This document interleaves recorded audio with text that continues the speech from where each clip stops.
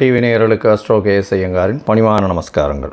மாத பலன் பராபவ வருஷம் ஆனி மாத பலன்கள் 15/6/2026 16/7/2026 வரலும் உண்டான காலகட்டம் 32 நாட்கள்.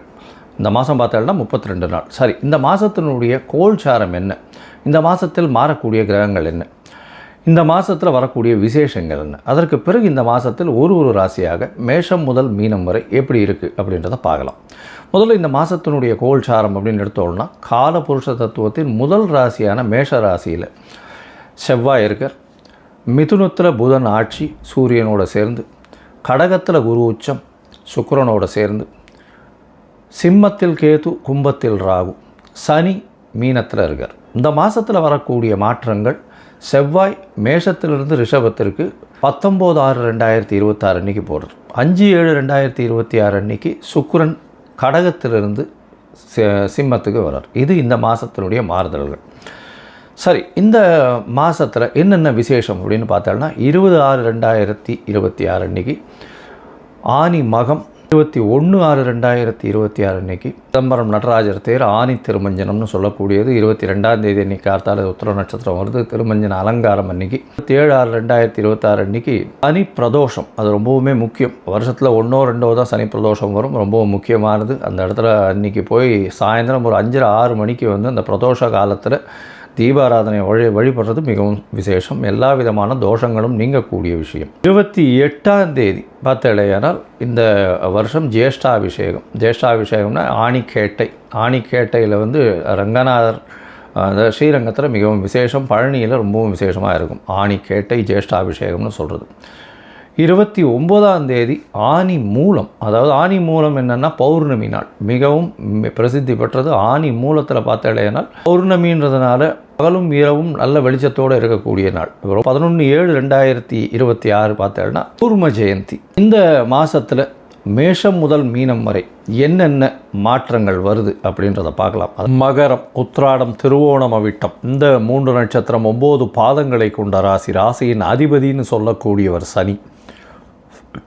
ராசிக்கு 3ஆம் இடத்துல இருக்கார். உங்களுக்கு 7 சனி முடிஞ்சு 3ஆம் இடத்துல முயற்சி ஸ்தானத்தில் சனி பகவான், மறைந்த இடத்தில் சனி பகவான், அதாவது 3, 6, 10, 11 இந்த மாதிரி இடத்துல வந்து சனி இருந்ததே ஆனால் மிகப்பெரிய ஏற்றம். 8ஆம் இடமும் மறைவு ஸ்தானம்தான், ஆனால் ஆயுளை தீர்க்கமாக கொடுத்து மிச்சம் எந்த ஒரு பெரிய விஷயத்தையும் கொடுக்காது. அதனால் 8ஆம் இடத்துல சனி அந்த அளவு வேலை செய்கிறதில்ல, அந்த அளவு பெரிய விசேஷத்தை கொடுக்கறதில்ல. 3, 6, 10, 11 இது வந்து ரொம்பவுமே நல்லாயிருக்கும். இது 3ஆம் இடத்துல இருக்கிறது பெரிய விசேஷத்தை கொடுக்க போகிறது. இந்த மாதம் பார்த்தடையானால் பராபவ வருஷம் ஆனி மாதம் 15/6/2026 16/7/2026 வரணும் உண்டான காலகட்டம். இந்த காலகட்டத்தில் பார்த்தோம்னா 32 நாள் ராசியை குரு பார்க்கிறார், ராசிநாதனை குரு பார்க்கிறார். சுக்கிரன் ராசியை பார்க்குறார். 5ஆம் அதிபதி 7ஆம் இடத்துல போய் இருக்கிறது ரொம்பவுமே விசேஷம். அது தவிர பார்த்தேனால் உங்களுடைய ராசிக்கு 10ஆம் அதிபதியும் அவரே. அதனால் காதல் திருமணங்கள் வரக்கூடிய வாய்ப்புகள் உண்டு. திருமண பாக்கியம் நிச்சயமாக உண்டு. ஏன்னா 7ஆம் இடத்துல குரு பகவான் சமசப்தம பார்வை இருக்குது. கல்யாணம் ஃபிக்ஸ் ஆகக்கூடிய வாய்ப்பு உண்டு. என்ன லவ் கம் அரேஞ்சு மேரேஜ்னு சொல்லக்கூடிய காதலோடு சேர்ந்த வீட்டில் இது வந்து அக்செப்ட் பண்ணி போகக்கூடிய விஷயங்கள் நிச்சயமாக நடக்கும். ஏன்னா குருவும் சுக்கிரனும் சேர்ந்து இருக்கிறது சமசப்தமத்தில் உங்களுடைய ராசியை பார்க்குறதுனால நல்ல ஒரு ஏற்றம் கிடைக்கக்கூடிய காலகட்டமாக அமையும். இந்த மாதத்தில் பார்த்தோம்னா பொதுவாக மாத கிரகங்கள்னு சொல்லக்கூடிய சூரியன், செவ்வாய், புதன் மற்றும் சுக்கிரனுடைய மாற்றங்களை வச்சு தான் பேசுவோம். செவ்வாய் வந்து உங்களுடைய ராசிக்கு 4ஆம் இடத்துலையே கேந்திரத்தில் இருக்கிறது ரொம்ப விசேஷம். உங்களுடைய சுகங்கள் 19/6/2026 சற்று கம்மியாகக்கூடிய வாய்ப்புகள் உண்டு. ஏன்னா 5ஆம் இடத்துக்கு போயிடுறார். திரிகோணத்தில் போய் ஒரு இது வந்து செவ்வாய் போய் இருக்கிறது அந்த அளவு விசேஷத்தை கொடுக்காது. அதே மாதிரி 6ஆம் இடத்துல பார்த்தோம்னா இந்த மாதம் 15ஆம் தேதியிலிருந்தே 6ஆம் இடத்துல சூரியன், 6ஆம் இடத்துல புதன் ஆட்சி பெற்று போகிறது. 6ஆம் இடம்னு சொல்லக்கூடியது ருணரோக சத்ருஸ்தானம். உடல்நிலையில் சற்று ஜாகிரதையாக இருக்கணும். புதன் மாறினதுலேருந்தே கொஞ்சம் வந்து மகர ராசிக்காரர்களுக்கு உடல்நிலையில் சற்று பாதிப்பு இருக்கும், மனக்குழப்பங்கள் இருக்கும், உடல்நிலையில் சற்று பின்னடைவு இருக்கும்.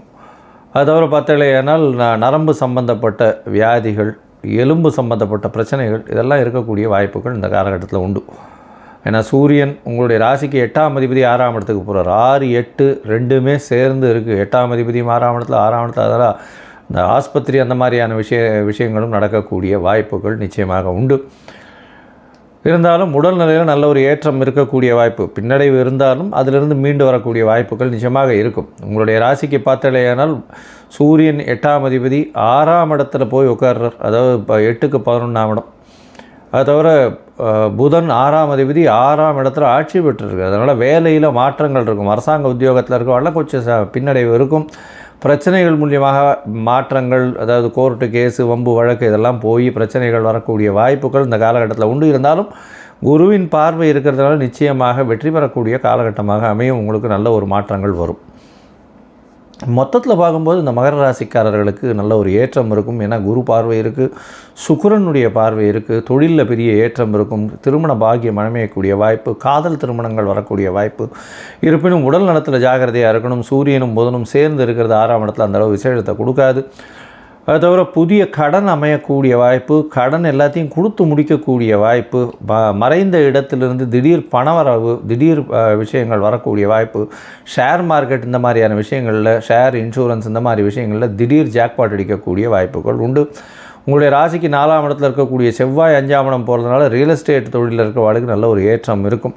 அது தவிர கருப்பு மண், நிலம், அது தவிர பூமிக்கு அடியில் கிடைக்கக்கூடிய கிரானைட்டு, எண்ணெய், எள்ளு இந்த மாதிரியான விஷயங்கள் மூலியமாக நல்ல ஒரு ஏற்றம் கிடைக்கக்கூடிய வாய்ப்புகள். இரும்பு சம்பந்தமான விஷயங்களில், லா அண்ட் ஆர்டர் சம்பந்தமான விஷயங்களில் பெரிய ஏற்றங்கள் கிடைக்கக்கூடிய காலகட்டமாக அமையப்போகிறது. இந்த காலகட்டத்தில் எல்லா முயற்சிகளும் வெற்றியடையும். ஏன்னா ராசிநாதனே 3ஆம் இடத்துல இருக்கார். இருந்தாலும் சில நாட்கள் முயற்சிகளை தள்ளி வைப்பது நல்லது. அந்த சில நாட்கள் எண்ணிக்கை அப்படின்னு பார்க்கும்பொழுது சந்திராஷ்டம நாட்கள்னு சொல்லுவோம். அந்த சந்திராஷ்டம நாட்கள் உங்களுடைய ராசிக்கு சந்திரன் 8ஆம் இடத்துல மறையும் காலகட்டத்தில் சந்திராஷ்டமம்னு சொல்கிறோம். புதிய முயற்சி வேண்டாம், வெளியூர் வேண்டாம், பிரயாணம் வேண்டாம்னு சொல்கிறோம். ஒருவேளை நீங்கள் சந்திராஷ்டம காலத்தில் பண்ண வேண்டிய சில விஷயங்கள் கட்டாயத்தில் வந்தது. ஆனால் நீங்கள் சந்திர பகவானுக்கு உண்டான எளிய பரிகாரம் அப்படின்னு சொல்லக்கூடியது, அருகில் இருக்கக்கூடிய வழிப்போக்கர்களுக்கு உங்களால் முடிஞ்சதுன்னா நீர் மோர் கொடுங்க. இல்லை கோவிலில் இந்த சனிக்கிழமை அன்றைக்கி தயிர் சாதம் பிரசாதம் பண்ணி பிள்ளையார் கோவிலில் தயிர் சாதம் விநியோகம் பண்ண சொல்லுவோம். சந்திராஷ்டமத்தின் தாக்கம் நிச்சயமாக குறையும்.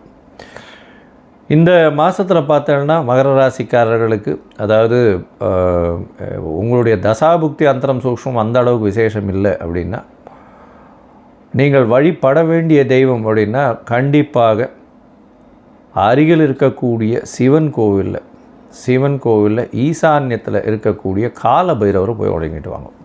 ஏன்னா கால பைரவர் சனி பகவானுக்கு குருநாதர்னு சொல்லக்கூடியவர். அது தவிர கால பைரவர் எந்த ஒரு இதுலேயும் அதாவது சிவன் கோவில்லையும் அவர் தான் எப்போவுமே அந்த கோவிலை கட்டி காப்பவர்னு சொல்லுவாள்.